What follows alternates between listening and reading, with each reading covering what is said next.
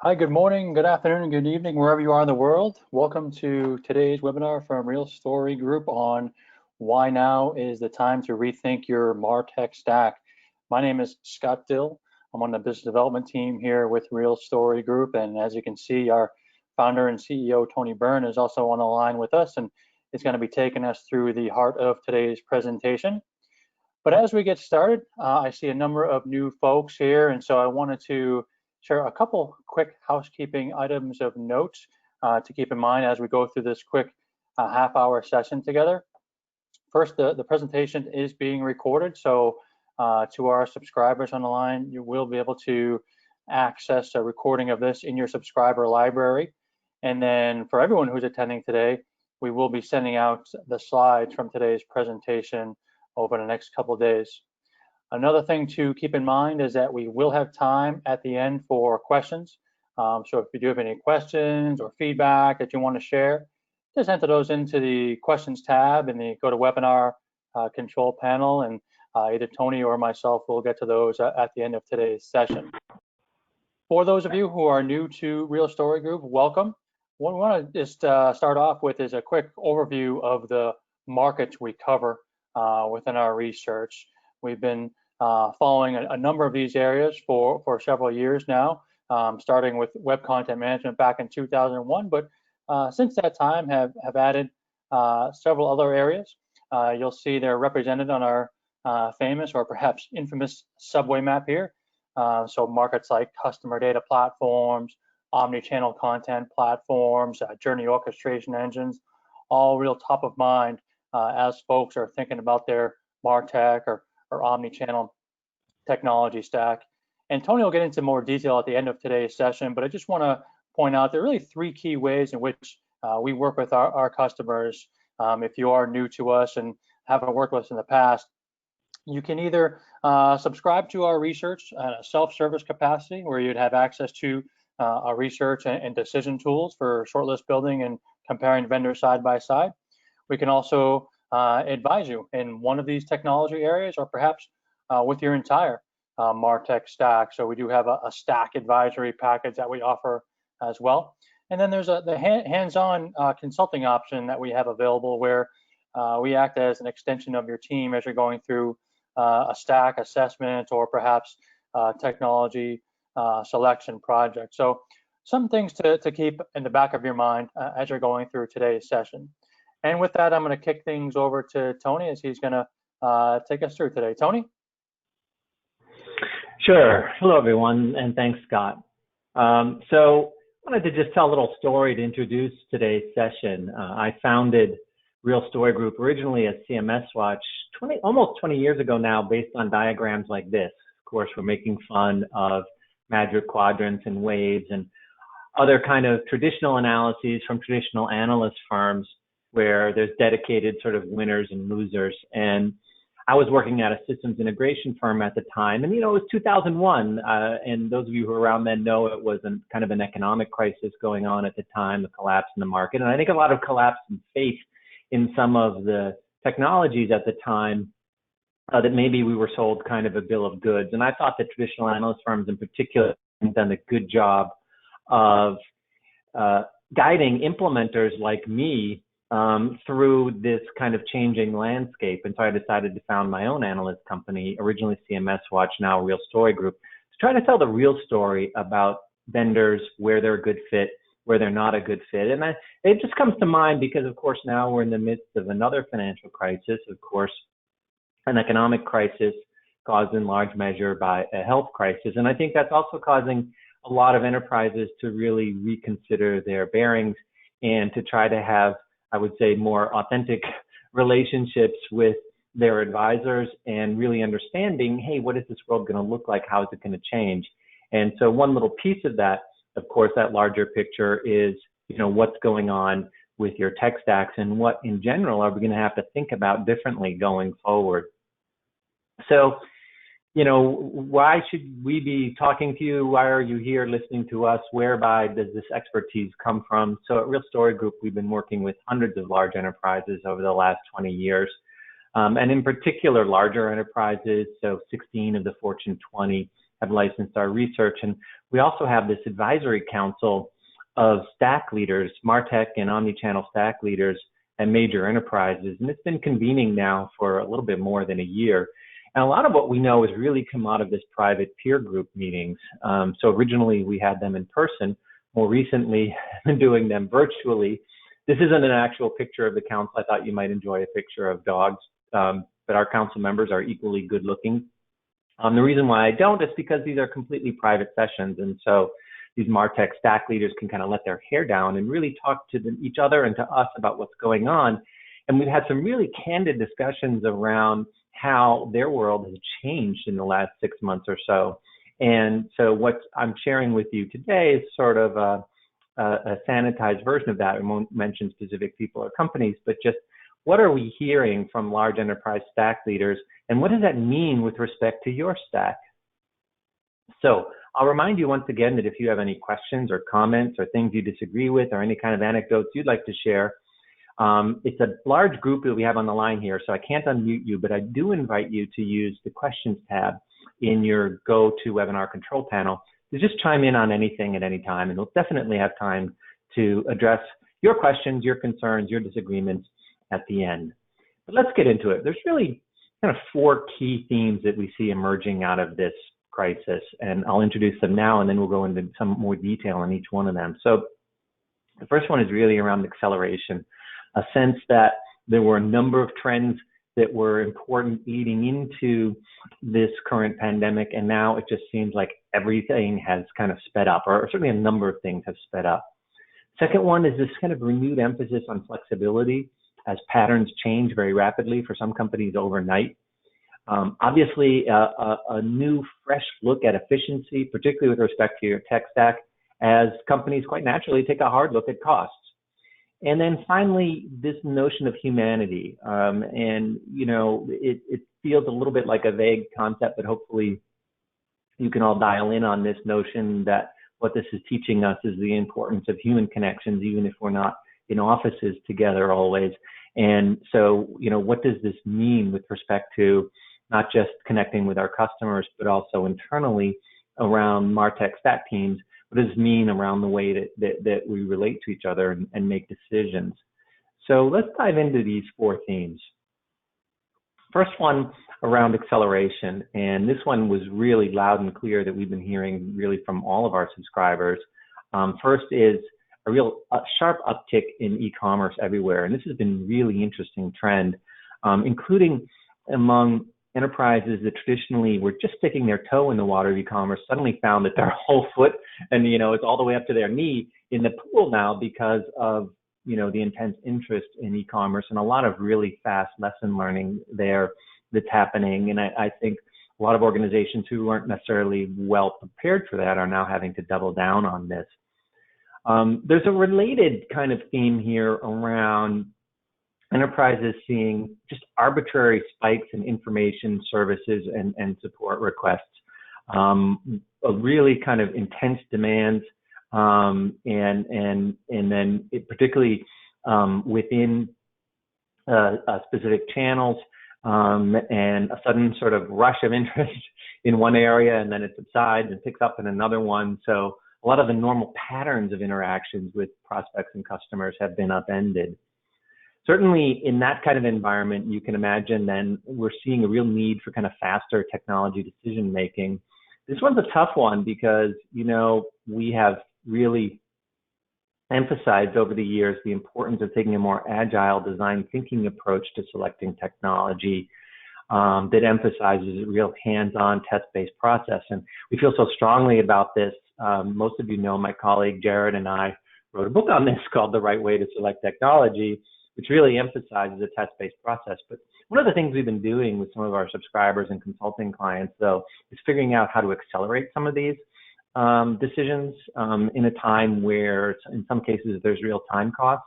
How do you go through that kind of rapid decision cycle, but still make it really empirical? So some really interesting innovation happening there. I think the last trend here, which really falls under all 4 of these themes, is I think that it exposes the inadequacy for many, if not all of us, of our current customer data management regimes. So we've seen a lot of really interesting themes and sub-themes here.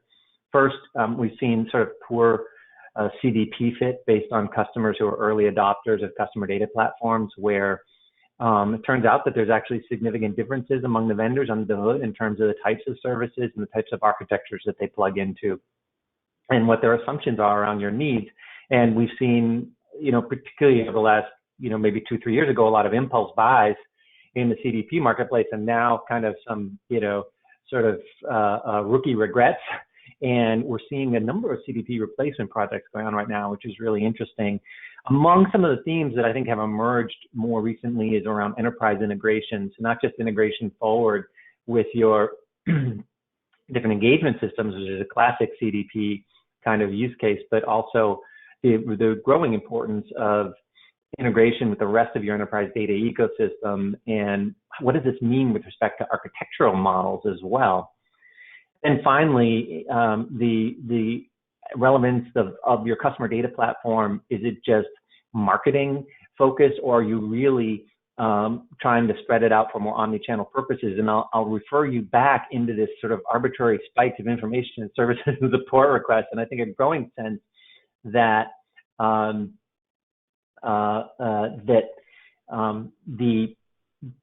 the CDPs maybe that we had in place, maybe we're really focused on outbound marketing, but in fact, a lot of customers are coming at us from other channels. And is our CDP really the right platform to be able to serve all those needs? So this plays out, in different ways. Let's talk a little bit about this one issue, which is, the world is changing. Do I really have the right fitting tools? So for in some cases, you've got a marketer and her job is to a small hole in a piece of wood every Friday, and somebody comes around and says, well, hey, I've got a drill press that will technically do that for you. And so once a week she hauls out this huge drill press and drills that tiny little hole, and it kind of works, in regular life, she can deal with it. But during a pandemic where there's all these other things coming on, something that was a hassle can become a real blocker. And so I think a number of you are asking, do I have the right fit tools? Okay, I may have a marketing automation platform, I may have a web content management, but is it really the right fit for me? And this may not be the right time to replace it, but I think it is a really good time to be doing this sort of analysis and thinking about maybe coming out of this pandemic with a better solution for you. And I think this is particularly germane when it comes to customer data platforms. So those of you who followed our customer data research have seen this diagram from us, which is kind of a generic view of what CDPs do, ingesting data from various sources and then outputting data in segments to different engagement channels. And, this is certainly one model for a customer data platform, but there are other models as well that may be a better fit in terms of your overall architecture. So this is where the CDP is kind of at the center of your architecture, or more of an independent data mart. There's a number of other very legitimate architectural models where your CDP is more of a dependent data mart. In other words, it's getting data from a pipeline in this sort of enterprise data fabric that's doing a lot of the heavy lifting with respect to data management. And so really you're just looking at your customer data platform as a more forward-facing platform and less of a customer data management platform per se, and more of a customer data activation platform. I'm not saying that one model is better than the other. I think that what's happening is, as we lean more heavily on our CDPs now than we did maybe before the pandemic, some of these issues around architectural fit are coming up here. And I see we've already gotten a question about this, and Chris will get to your question a little bit later. So that's theme one around acceleration. The second theme really relates to flexibility. So obviously flexibility has always been important in MarTech, but we're seeing even more. And this is interesting because our council kind of identified this trend even late last year, and we've seen a lot more of it kind of accelerate through the pandemic. And it's this idea of having, in particular, more team flexibility. So, for example, having more integrated sort of tiger teams, and tiger teams that are persistent as opposed to just, being project related, but ongoing mixed teams, and less kind of department to department workflow where a project goes from marketing to marketing ops to tech, to QA, more kind of integrated teams that allow you to work faster. Definitely more product managers who can prioritize and guide and govern changes much faster, and kind of fewer sort of generic business owners who aren't really who may be accountable for the platform but don't really know how it works. And then this one's an interesting one. It's less product acumen and more program acumen. In other words, what we're seeing, at least among our subscribers, is in terms of the things that you're insourcing, maybe it's less important that this person knows exactly how Marketo works. Maybe what's really important is that this person knows the principles behind marketing automation, lead nurturing, account-based marketing, and we can always find or hire or outsource the specific Marketo expertise that we need.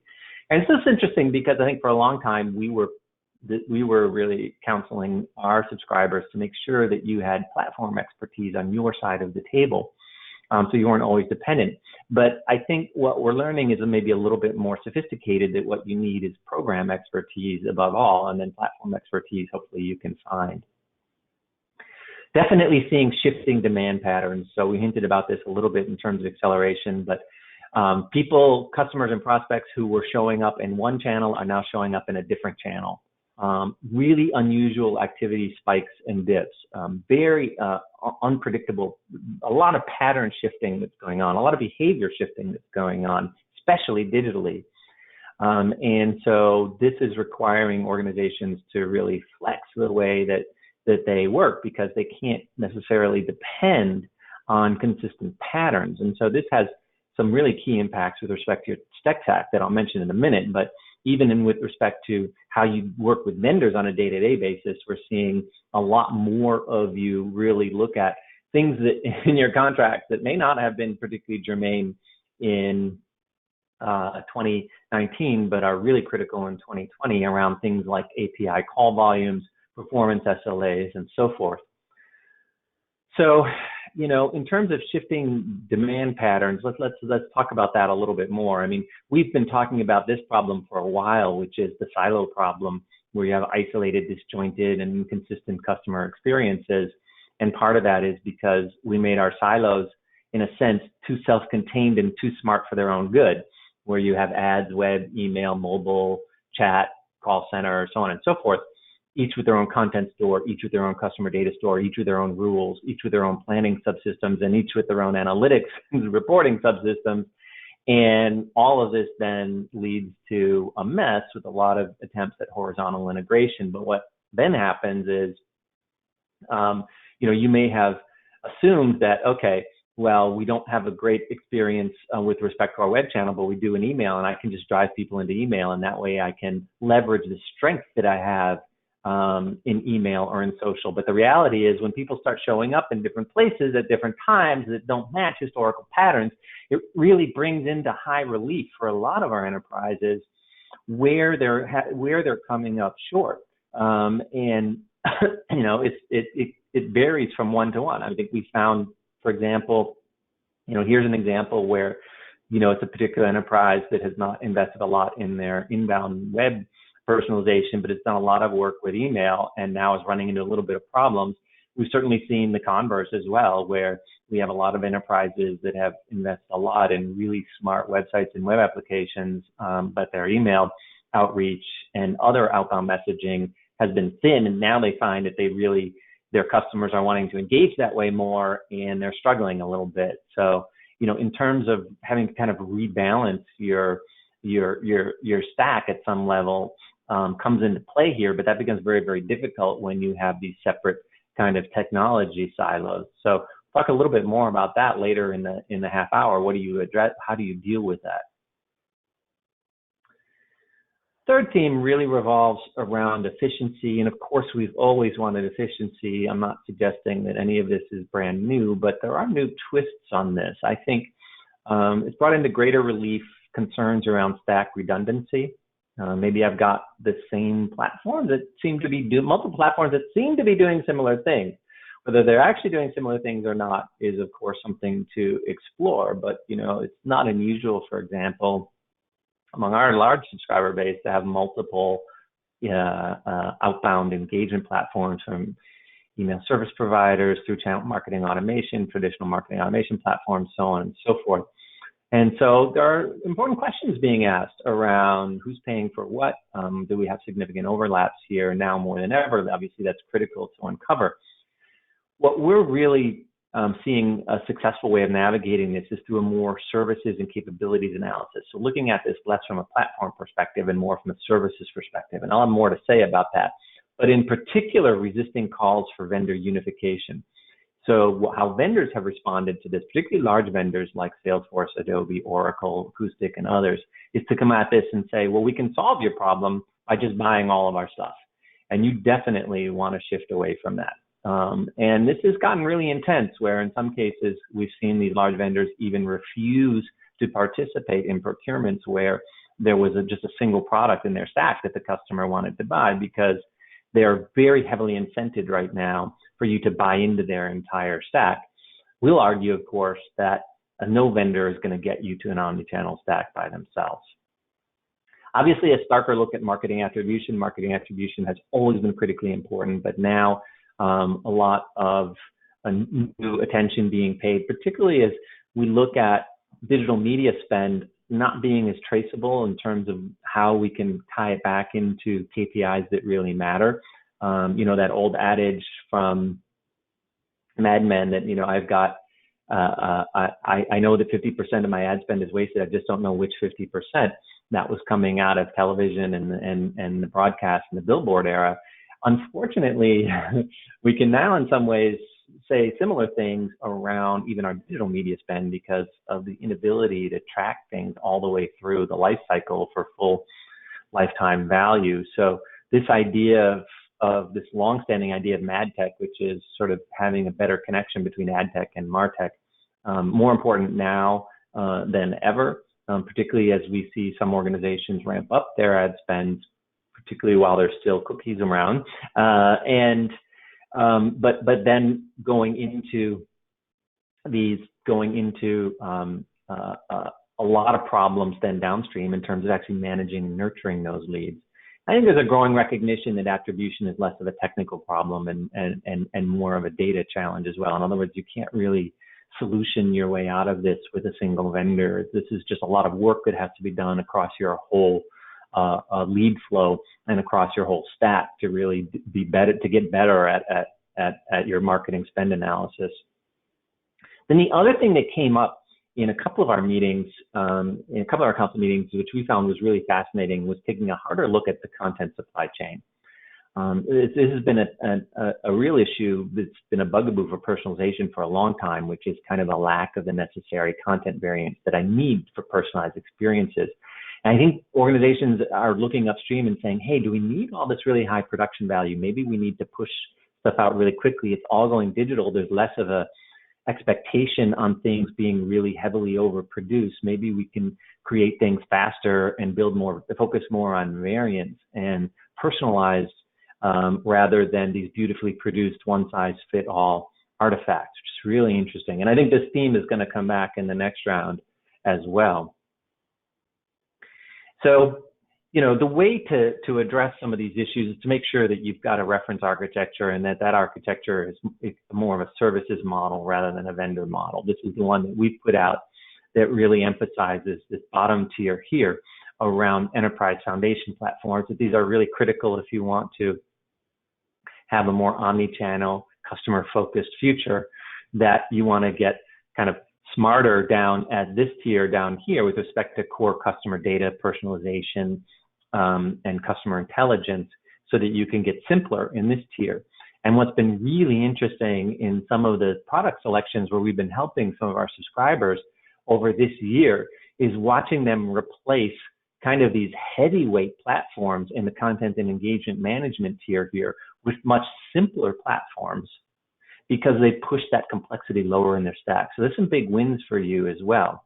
What you want to avoid in your effort to be more efficient here is not to just turn it all over to a single vendor, right? Because they've assembled all of these tools. I'm picking on Salesforce here, but you could put in Adobe, Microsoft, Oracle, Acoustic, potentially SAP, and others that have accumulated all of these different tools, have thrown them together, mostly through acquisition. And if you remember that the key thing in the pandemic was make sure you had the right fit solution.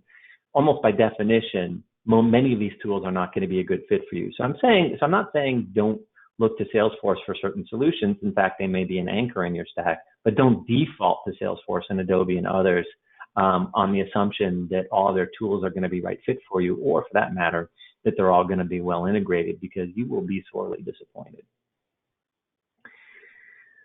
The fourth theme has always been with us in the marketing world, but I think has come into high relief both with respect to the current pandemic and also some of the different social justice issues that have emerged all over the globe in the past several months. And really, it's this, this kind of primacy of making more sort of human connections in a digital age, and this kind of renewed focus on that clearly has come out among our subscribers, clearly has come out in our council meetings. So, I made a joke at the beginning about pets on Zoom calls, but, who hasn't been on Zoom calls where there hasn't been pets interrupting? And I think that, there are a lot of issues around this that are, of course, well beyond your MarTech stack. But, if we're having to adapt internally and kind of work with each other less as sort of automated people and more as real live humans with real personal lives that are intersecting in different ways with our professional lives, then you can imagine then the kind of empathy that we need for our customers and clients are also adapting to this new world, and we have to be ready to meet them where they're at as human beings and not these aggregated numbers in an Excel spreadsheet. And this is having subtle but potentially very profound impacts within the organizations, and there's a lot to say here from an organizational and perspective. And I'm not going to cast us as experts here. We'll come back to suggesting what are the impact here with respect to your stacks, but let's acknowledge this is all happening, in terms of flattening of internal hierarchies. We're definitely seeing that. A lot more we're seeing certainly within our clients, who are the really good collaborators. They're rising to the fore, and regardless of title, they're kind of emerging as leaders because of their ability to connect people, both vertically and horizontally within the enterprise. And what this is really doing with respect to technology is people are asking, do I have the right marketing and CX operations platforms? Which is a really interesting question. And the answer in most cases, actually, unfortunately, is no. And so there's some interesting issues that come out of that. But I think with respect to connecting with customers, I think we're all realizing it's got to be more than just feel-good advertising, and that customer centricity, which we've all been giving lip service to, is really now a prime transformation goal. And in that context, the operational and technology silos that we have are really no longer working. And then finally, circling back to this issue of content. Content has always been central to omnichannel customer experience. It's even more central now.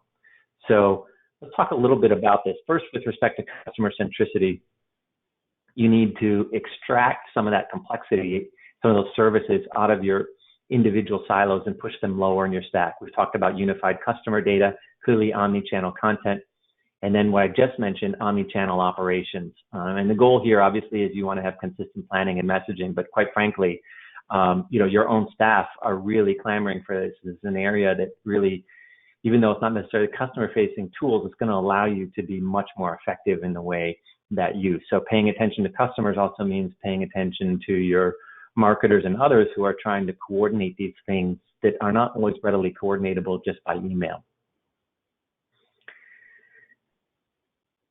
This was our council. We had them do a self-assessment. This was really interesting. This was actually just before the pandemic, and this was a self-assessment on their capability on a scale of 1.5 to 4.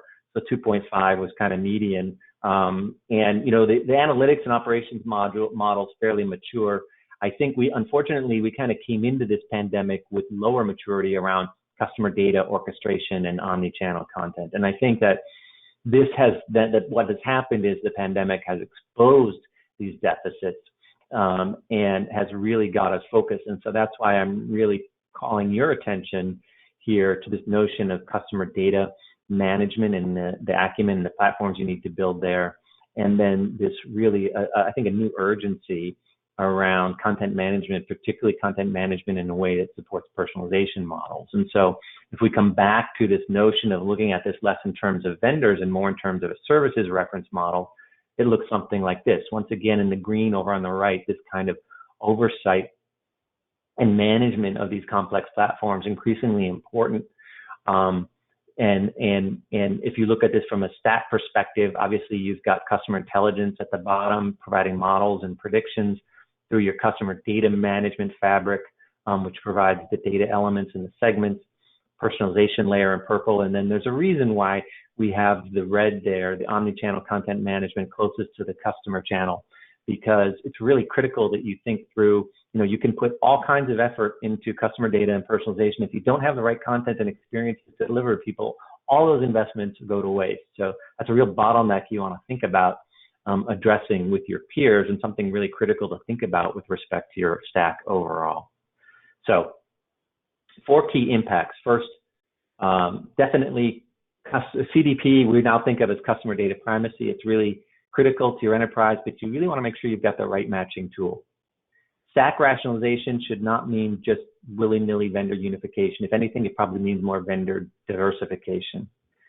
And in terms of stack rationalization, what's really important is more just stack flexibility, right? Can I flex to make sure that my stack will work as new channels emerge? And this obviously then means operational flexibility. If you want to be more human focused, and I think we all do, that means starting with customer experience and working back into your stack rather than in a stack and trying to figure out where your customers are going to intersect with you. So really kind of a glass backwards approach to your stack is more critical now than ever. So Scott mentioned our mission in life is to evaluate all these vendors so you don't have to. There's 3 ways you can work with us. First, you can license our research in connection with the technology selection that you're doing. You can also have us consult with you on that. Some of our subscribers subscribe to all of our research, so all of our technology research, and then that's part of a stack advisory where we help them with their overall stack decision making. And then there's a subset of those who, in the 3rd item here on the left, we invite into our exclusive peer-oriented stack owner council for kind of peer-to-peer advice and support and lesson sharing. So I know some questions have come in. We've got a little bit of time for more if you do. So Scott, I'll just have you, while I take a look at these questions, Scott, you want to just talk about next steps? Absolutely. Thanks, Tony. And if you found today's presentation to be helpful, we have 2 other webinars coming up next month. The first will be on August 12th, where we'll discuss where should a CDP fit in your stack. And then on August 19th, our Managing Director, Jared Jingles, will walk us through your journey to DAM 3.0. I'd also encourage you to download excerpts from our research. You can do that for one or for all the research areas that we provide. And then if you're interested in seeing a behind-the-scenes tour of the Real Story Group experience, subscriber experience, just go to explore@realstorygroup.com and we'll get that scheduled for you. Tony, I'll kick it back to you for the questions. Great.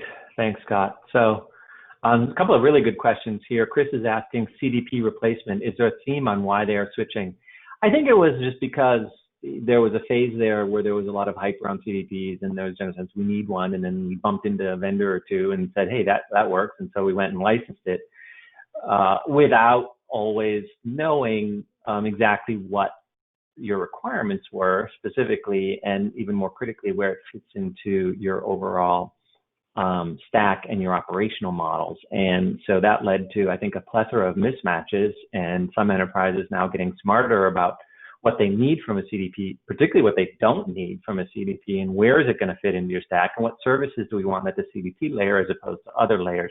Some basic kind of questions that very often in new technologies don't get asked. Now people are asking them. Certainly we ask a lot of questions for our CDP research subscribers before they put their toes in the pool to really help them do that. Christine is asking, when you say there's a need for more product managers and fewer business owners. So by that, I mean, it's not that you shouldn't have business owners, Christina, but it's more like, I think this sense of this kind of like, there's a business champion or owner of a particular platform who's still kind of hands off and lets IT do all the sort of work. I think those days are gone. I think you need a really hands-on business product manager of all of your MarTech investments, who's really going to guide the roadmap, going to advise when that platform should be used, when it's not, handle the sometimes complicated vendor relationships, be the kind of consultant in chief in terms of where and how to deploy it internally. These are the sort of product management skills that often, or capabilities and roles that often go missing and are really critical. This is a demand. It's really important this comes out of the business. Otherwise, you're putting a lot of pressure on IT to sort of guess what the business actually needs. So James is asking, for those early adopters of CDPs that are disappointed, what types of use cases are they looking to fulfill that they haven't been able to? It runs the whole gamut. So there's really no difference from them as anyone else. It's just that it's not that there was something missing. It was just a mismatch, James, that they had they were riding the wrong horse. It's not that horses are bad. It's just they were riding the wrong one. Chris is asking again, there's a lot of overlap between MarTech providers. Have you seen a good depiction of a Venn diagram that shows this overlap? Get confused when so that Venn diagram would be nearly impossible because there are just so many tools that overlap in so many ways. And so that's why it's really critical to make sure that in your own stack. So we've done this with some of our subscribers, sort of done these sorts of overlaps and help them sort this through. There's no generic model that's going to get you there because all of the overlaps would be so many to many that it would be, diagrammatically too complicated and really defeat the whole purpose of it. So the key thing is to really understand in your stack, what are the services that we really need, which ones are higher priority than others, and where are they going to come from? And maybe we need to change where they're coming from.